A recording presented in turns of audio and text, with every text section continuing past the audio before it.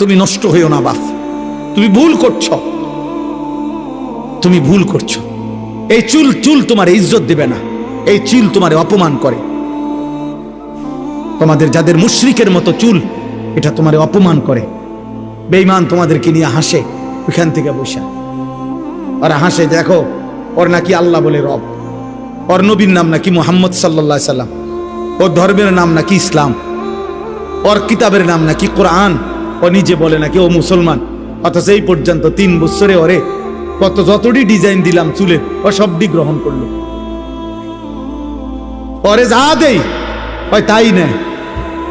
ওরে নারী ছবি, অস্থির দৃশ্য, উলঙ্গ অস্থির দৃশ্য যা দেই নাফরমান সব নিচ্ছে। ওই কিসের মুসলমান? আহ, বেঈমান হাসে আমাদেরকে, দুশ্মন হাসে, দুশ্মন হাসে। আমাদের মায়েরা আমাদের বোনেরা যখন বেপর্দা হয়, দুশ্মন হাসে। অথচ ইসলাম সেই জাতি, যে জাতির এক মা, নবীর এক মহিলা সাহাবী যুদ্ধের ময়দানে ওনার ছেলে শাহাদাত বরণ করছিলেন। শহীদের পবিত্র লাশ, ছেলের লাশ খুঁজবার জন্য উনি পর্দায় আবৃত্ত হয়ে চেহারা মুখ ডেকে তো লাশের মধ্য থেকে ওনার ছেলের লাশটা খুঁজতেছিলেন। তখন ওইখানে আর লাশ ছাড়া কিছু নাই, জীবিত কোনো মানুষ নাই। তো পিছন থেকে একজন সাহাবী ওনাকে বলছে, হে মা, এগুলা তো সব লাশ, এখানে তো কোনো জীবিত মানুষও নাই। আপনি মুখের কাপড়টা একটু খুলে আপনি ভালোভাবে দেখেন, আপনার ছেলেকে তালাশ করেন। আপনি তো অনেকক্ষণ ধরে খুঁজতেছেন, ছেলের লাশ পাচ্ছেন না। আবু দাউদ শরীফের হাদিস, বিশুদ্ধ হাদিস। ওই মা চিৎকার করে আওয়াজ করে বলছে, ইন আরজা ইবনি ওয়ালাম আরজা হায়াই। হে ঈমানদার, আমি তো আমার সন্তান হারিয়েছি, আমি আমার ইজ্জত, আমার সম্ভ্রম, আমার হায়া, আমার লজ্জা তো এখনো হারাই নাই। আমি সন্তান হারাইতে পারি, আমার ছেলে শহীদ হইছে, কিন্তু আমার ইজ্জত শহীদ হয় নাই। আমি মুসলিম নারী, আমার পর্দা, আমার সতীত্ব, আমার ইজ্জত, আমার সম্ভ্রম, এটাই আমার শ্রেষ্ঠ সম্পদ। অতএব আমি অনুরোধ করছি, গান, বাদ্য, অশ্লীলতা, বেহায়াপনা, অসভ্যতা, উলঙ্গতা, এই খামখেয়ালি কৌতুক, হাসি, ঠাট্টা, মজাক, মোবাইলের এই বেহুদা ছবি তোলা, জীবনটা এমন ভাবে, এমন সুন্দর হায়াত, প্রিয় ভাই আমার, নষ্ট করে দিও।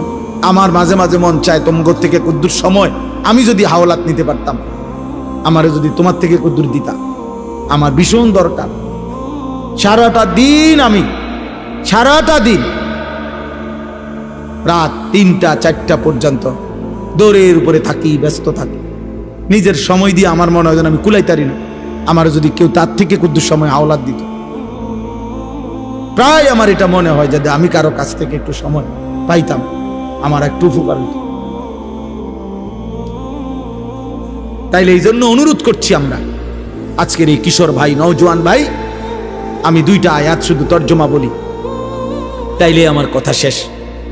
আল্লাহ তাআলা এখানে বলছেন, মক্কার একজন কুরাইশ, নজর ইবনে হারেস, কাফের সর্দার, সে নবীজির দিবানিশি বিরোধিতা করত। তো বিরোধিতার ক্ষেত্রে মক্কার সব বিরোধিতাকারীরা নিজেদের মধ্যে আলাপ করত যে আমরা যে যাই বিরোধিতা করি মুহাম্মদের, সে যখনই লোকদের সামনে তার এই কোরআন পড়ে, মানুষগুলোর দিল নরম হয়ে যায়, আস্তে সে দুর্বল হয়ে যায়, কালেমা পড়ে মুসলমান হয়ে যায়। কোরআন শরীফের এই সুন্দর আওয়াজ, এই সুর, কোরআনুল কারীমের এই তেলাওয়াত, এর ব্যতিক্রম কিছু আমাদের কাছে নাই। তখন এই মক্কার কুরাইশ কাফের নজর ইবনে হারেস, সে ব্যবসার জন্য গেছিল ইরান, মানে পারস্য, ইরান দেশে। ওইখানে গিয়ে সে ব্যবসা করার ফাঁকে একটা জিনিস দেখছে। কি? সে দেখলো যে ওইখানে বিকাল হইলে, অবসর টাইমে লোকেরা মজমা জমাইয়া বসে, মানে গোল হইয়া, আর একজন গায়িকা, নর্তকী, যে বাদ্যের তালে তালে, বাদ্যযন্ত্রের ঝংকারের তালে তালে সে নাচে, গান গায়, আর সুরে সুরে পুরানা দিনের কিচ্ছা কাহিনী এগুলো সুরে সুরে বলে। আর আশেপাশের লোকগুলা একদম মৌমাছির মতো চাক দইরা তার দিকে তাকাইয়া থাকে। তার শরীর, তার যৌবন, নারীর দেহ, গায়িকার নাচ গান, বাদ্যযন্ত্র, এগুলোর থেকে মজা পায়। এই লোক তখন নজর ইবনে হারেস, কুরাইশ এই কাফের সর্দার, সে চিন্তা করছে এইটা একটা মুহাম্মদের কোরআনের ব্যতিক্রম হইতে পারে, নাউজুবিল্লাহ। এই জন্য সে চড়া দামে অনেক টাকা মূল্য দিয়া একটা দাসী যে গান গাইতে জানে, নাচতে জানে, এই পুরানা দিনের কিচ্ছা বলতে পারে, ওই ইরান থেকে একটা দাসী নর্তকী গায়িকা কিনে আনছে। কিনা মক্কায় আইনা মক্কার লোকদেরকে বলছে, এদিকে আসো। দুষ্ট প্রকৃতির কিছু যুবক এবং কিছু গাফেল মানুষকে একসাথ করে বলছে, সবাই গোল হইয়া বসো, এখন শুনো কি কয়। এবার এই নর্তকী নাচে গায়, বাদ্যের তালে তালে সে সুরে সুরে আপনার পুরান দিনের কিচ্ছা কাহিনী, বানোয়াটি কথাবার্তা এগুলা বলে। কিচ্ছা কাহিনী আছে না বানোয়াটি। এক দেশে এক রাজা ছিল, রাজার একটা ছেলে ছিল রাজকুমার। রাজকুমার একদিন ঘোড়ার পিঠে চড়ে অনেক দূর সফরে রওনা দিছে। যেতে যেতে একটা জঙ্গল পড়ছে। জঙ্গলের ভিতরে গিয়া দেখে একটা বাড়ি। বাড়ির ভিতরে গিয়া ভিতরে ঢুকে দেখে একজন রাজকুমারী ঘুমায় আছে। পরে উঠাইয়া বলছে, আমি তোমাকে বিবাহ করব। রাজকুমারী বলছে, এমনে পারবা না, ওইখানে একটা পুকুর আছে, পুকুরের মধ্যে এক ডুব দিয়া তুমি নিচে গেলে একটা কৌটা পাইবা। কৌটার ভিতরে একটা ভ্রমর আছে, ভ্রমরটারে একটা টিপ দিয়া মাইরা লেলে একটা রাক্ষস মরে যাবে, যে রাক্ষসটা আমারে ধরে এখানে আনছে, এবার তুমি আমারে নিতে পারবা। রাজকুমার ডুব দিয়া কৌটার ভিতর থেকে এই পোকাটা, মাছিটা মারছে, রাক্ষস মরে গেছে। এরপরে রাজকুমারীকে ঘোড়ার পিঠে করে নিয়ে বাড়িতে আসছে, বিয়ে করছে, এখন সুখে শান্তিতে বসবাস করতেছে। এটি কাহিনী, এটি কোনো কথা হইল? আগে এরকম কাহিনী ছিল না। হ্যাঁ, গল্প আর কি, রাজকুমারের গল্প, ডালিম কুমারের গল্প। আমিও তো ছোটবেলায় স্কুলের বইয়ে ডালিম কুমারের গল্প আমি পড়ছি, ক্লাস 3-4 স্কুলের বইয়ে। তাইলে এরকম বানোয়াটি কাহিনী, গান, বাদ্য, গায়িকা, গানের আসর জমাইত। আল্লাহ তাআলা তখন কোরআন শরীফের এই আয়াত নাজিল করছে। এই শেষ কথা আল্লাহ তাআলা বলেন, অমিনান নাসি মান ইয়াশতারি লাহওয়াল হাদিস লিয়ুদিল্লা আন সাবিলিল্লাহ বিগাইরি ইলমিন ওয়া ইয়াত্তাখিযাহা হুজুয়া। আল্লাহ বলেন, বন্ধু, কিছু মানুষ আছে এমন যারা অনর্থক কথাবার্তার জন্য এই হারাম গান, বাদ্য, গায়িকা, বাদ্যযন্ত্র এবং অসার, অবান্তর, অপ্রয়োজনীয় বেহুদা কথাবার্তার আসর জমায়, এরকম ব্যবস্থা করে, সংগ্রহ করে। আমি আল্লাহর পথ থেকে আমার বান্দাদেরকে দূরে সরাবার জন্য অজ্ঞ এবং মূর্খতা বশত ওয়াত্তাখিযাহা হুজুয়া, এই গান, বাদ্য, নভেল, নাটক, এই গল্প, কৌতুক, হাসি ঠাট্টা, গায়িকার নাচ আর নর্তকীর নাচ আর নৃত্য বাদ্যের মাধ্যমে আমার দ্বীনকে উপহাস করে, আমার কোরআনকে তুচ্ছতাচ্ছিল্য করে। আল্লাহ বলেন, উলাইকা লাহুম আযাবুম মুহিন। আমি আল্লাহ ঘোষণা দিলাম, আপনি বন্ধুর মাধ্যমে জানিয়ে দিলাম, এমন নাফরমানদেরকে আমি আল্লাহ অত্যন্ত লজ্জাজনক, অপমানকর, যন্ত্রণাদায়ক আযাব দেব। আযাব দেব কোরআনের মোকাবেলায়, আমার দ্বীনের মোকাবেলায় যে গান, বাদ্য, নৃত্য, গায়িকা, নায়িকা, গানের আসর, গল্পের আসর, বেহুদা কথার আসর জমায়, ঠাট্টা, কৌতুক, মজাক করে, আল্লাহ বলেন আমি তাকে শাস্তি দেব। আজকে এই কথাটাই আমি শুধু নসিহত করলাম। প্রিয় ভাই নওজোয়ান, দিন রাত সময়ের বেশি অংশ তোমরা তোমাদের মোবাইল দিয়ে কি করো বলো আব্বা? হয় নারী দেখো, নয় ছবি দেখো, নয় গান শোনো, নয় বাদ্য শোনো, নাই তো বেহুদা ফালতু কথাবার্তা, অশ্লীল ছবি, অপ্রয়োজনীয় কাজ ছাড়া এতটা সুন্দর হায়াত, যৌবনের এই শক্ত সামর্থ্য শরীর নষ্ট করে দিচ্ছে। এটা ঠিক না বাপ।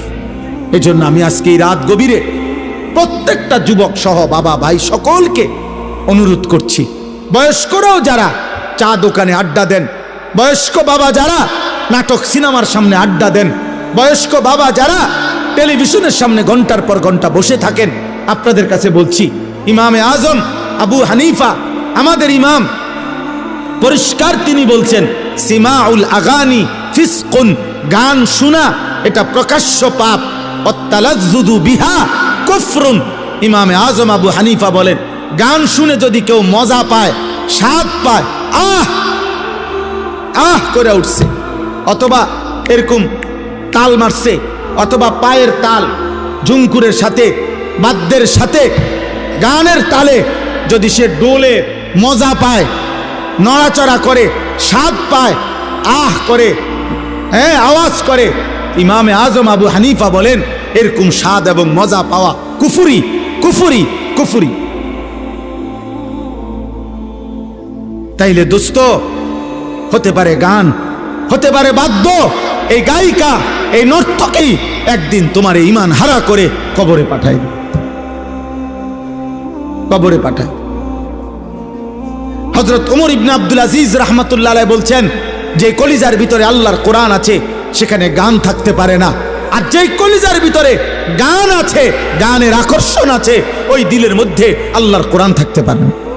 লা ইয়াজতামিউ ফি কলবিন ওয়াহিদিন আল কোরআন ওয়াল গিনা, ইম্মাল কোরআন ওয়া ইম্মাল গিনা, হয় গান থাকবে নয় কোরআন থাকবে।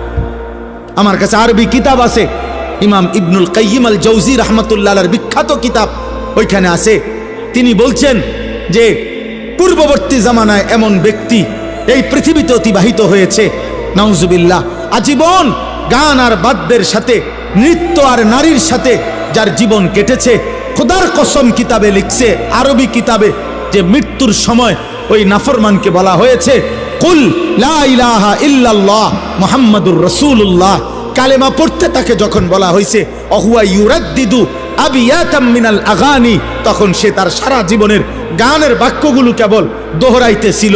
আল্লাহর কসম কিতাবে লিখছে, শেষ পর্যন্ত এই গানের শব্দ বলতে বলতেই কালেমা ছাড়া বেঈমান হয়ে কবরে চলে গেছে। ইমামে আহমদ ইবনে হাম্বল রাহমাতুল্লাহ আলাইহি বলছে, আল গিনা ইউমবিতুন নিফাকা ফিল কলব, গান বাদ্য নৃত্য গায়িকার আসর এটা কলিজার মধ্যে ধীরে ধীরে মুনাফিকি তৈরি করে, মুনাফিকি তৈরি। এজন্য নওজোয়ান ভাই, এমন হায়াত নষ্ট করো না, এমন রাত শেষ করো না, এমন জীবন নষ্ট করো না। আরেকবার দুনিয়ায় আসবা না আব্বা, আর কোনো দিন না। আল্লাহ তাআলা আমাদের প্রত্যেককে এই গান বাদ্য, এই বেহুদা কথার থেকে, অশ্লীল বেহুদা গল্পের কৌতুকের আসর, ফালতু কথার আসর, এখান থেকে বাঁচার তৌফিক দান করে। কোরআনে আছে, আল্লাহ বলছে, আফামিন হাযাল হাদীসি তাজাবুন ওয়া তাদহাকুনা ওয়া লা তাবকুন ওয়া আনতুম সামিদুন। আল্লাহ বলছে, এই নাফরমান আমার বন্ধু, মক্কার গলিতে গলিতে আমার কোরআন পড়ে, আর তোরা আমার কোরআন শুনে হাসো আর গান শুনো, ওয়া লা তাবকুন, তোমরা চোখে একটু পানিও পড়ে না। আহা, এমন শক্ত পাষাণ কেমনে হইল? কোরআন শরীফ আল্লাহ বলছে, আল্লাহ বলছে ইবলিসকে, ইবলিস বলছে, আল্লাহ আমি যাচ্ছি, আপনি আমারে শুধু কিয়ামত পর্যন্ত হায়াত দেন, আমি আপনার সমস্ত আদমের সব সন্তান আমি জাহান্নামী করে দেব। নাউজুবিল্লাহ। কোরআনে আছে, আল্লাহ তখন বলছে, বেঈমান যা, তুই তোর দল বল সৈন্য সামন্ত নিয়া আমার বান্দার বিরুদ্ধে লাগিস। সেখানে আছে, ওয়াস্তাফজিজ মান ইসতাতা'তা মিনহুম বিসাউতিক, বলছে তোর কণ্ঠ দিয়া, তোর সুর দিয়া, তোর আওয়াজ দিয়ে তুই ইবলিস, তুই পারলে আমার বান্দাদেরকে আমার পথ থেকে দূরে সরায় দিস। তবে মনে রাখিস, আমার খাঁটি বান্দা হাজার চেষ্টা করলেও তোর পথে যাবে না। তার মানে সমস্ত তাফসিরের মধ্যে আছে শয়তানের সুর, শয়তানের আওয়াজ, শয়তানের কণ্ঠ, আল গিনা, গান। প্রতিটা গান, প্রতিটা বাদ্য, নারীর প্রতিটা নাচ, গানের সুর, গানের ঝংকার, বাদ্যযন্ত্রের আওয়াজ, এটা আল্লাহর কসম, এটা সাউতুশ শয়তান, এটা শয়তানের আওয়াজ, শয়তানের আওয়াজ, শয়তানের আওয়াজ, যার দ্বারা সে মানুষকে আল্লাহর পথ থেকে জাহান্নামের পথে নিয়েছে।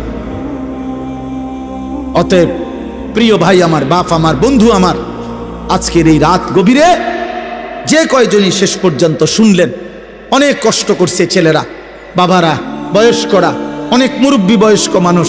আমি আপনাদের সবাইকে মহব্বত করি। আপনাদের এই ভালোবাসার কৃতজ্ঞতার আদায় করার কোনো শব্দ আমার কাছে নাই।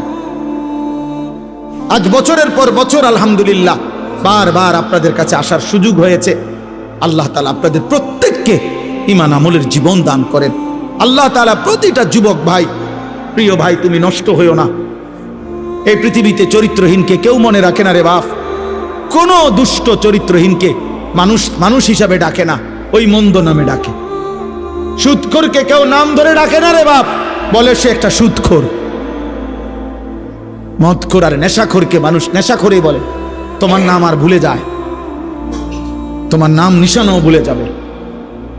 পৃথিবী তোমার নাম নিবে না, বরং তোমার ওই অসৎ চরিত্রের নামে তোমারে ডাকবে। হয় বলবে নেশাখোর, নয় বলবে গাঁজাখোর, নয় বলবে ফুট্টাখোর, নয় বলবে বাবাখোর, নয় বলবে ডালখোর, নয় বলবে সুদখোর, নয় বলবে কিস্তিখোর, নয় বলবে হারামখোর। একটা না একটা বলবে, সামনে বলতে পারুক বা পিছনে বলুক। সাহসে না কুলাইলে সামনে বললো না আর কি, কিন্তু পিছনে হলেও বলল। মন্দ লোককে কেউ উত্তম নামে ডাকে না, অসৎ চরিত্রবানকে কেউ উত্তম নামে ডাকে না।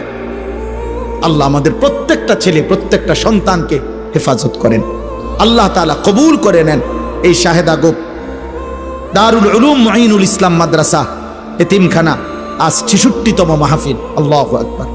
66 বছর ধরে যে মাদ্রাসা তার আপন গতিতে এগিয়ে যাচ্ছে, আল্লাহ তাআলা যেন ইসরাফিলের ফু পর্যন্ত এই মাদ্রাসা কায়েম করে দেয়। মালিক চাইলে হবে না? 66 বছর যে মালিক টিকায় রাখছেন, 66 বছরও তো সে মালিক টিকাইতে পারেন। ইনশাআল্লাহ, ইনশাআল্লাহ, ইনশাআল্লাহ। আমাদের শ্রদ্ধেয় জনাব কেনু মাস্টার সাহেব, উনি আমারও মহব্বত করতেন, সামনে আসতেন, বসতেন, কথা বলতেন। আল্লাহ তাআলা ওনার কবরকে নূরে নূরে নূরান্বিত করে দেন। আল্লাহ আপনি আমাদের সবাইকে মাফ করে দেন।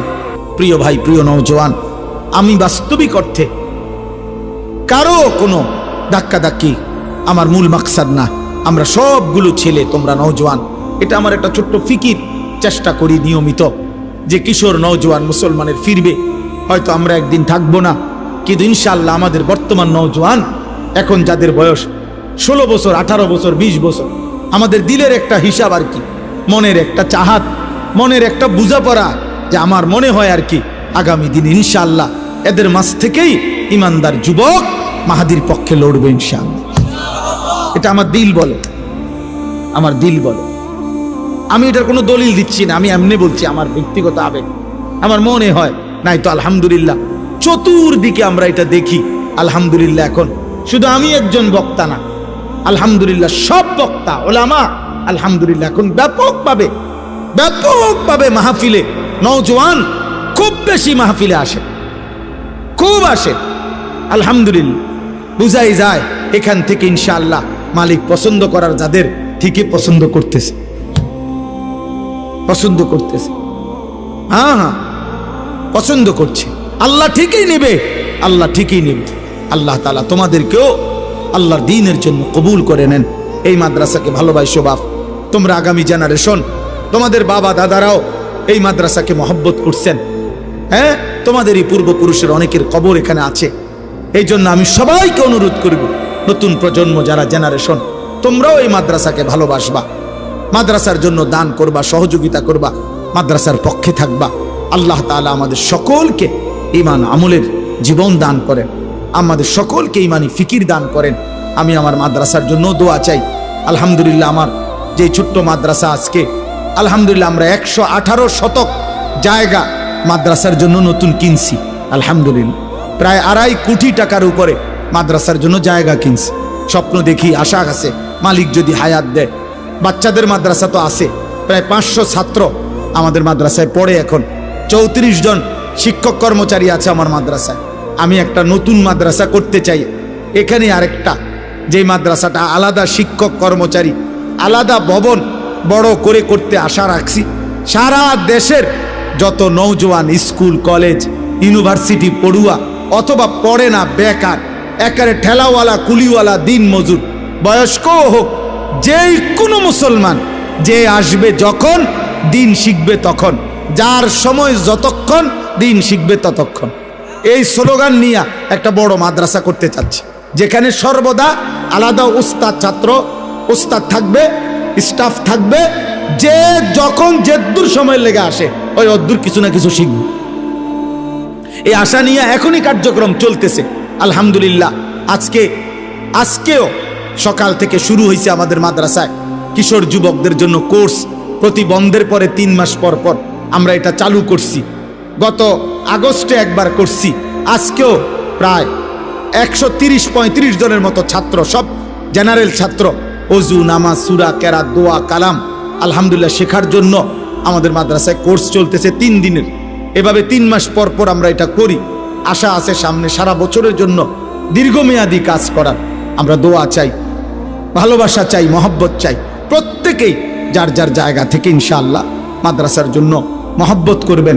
আল্লাহ যেন এই শাহেদা গোপ দারুল উলুম মঈনুল মাদ্রাসা এখনো যারা কমিটির সদস্য, এলাকাবাসী, আল্লাহ যেন সবাইকে কবুল করে। আমিন। সুবহানাল্লাহি ওয়া বিহামদিহি সুবহানাকাল্লাহ।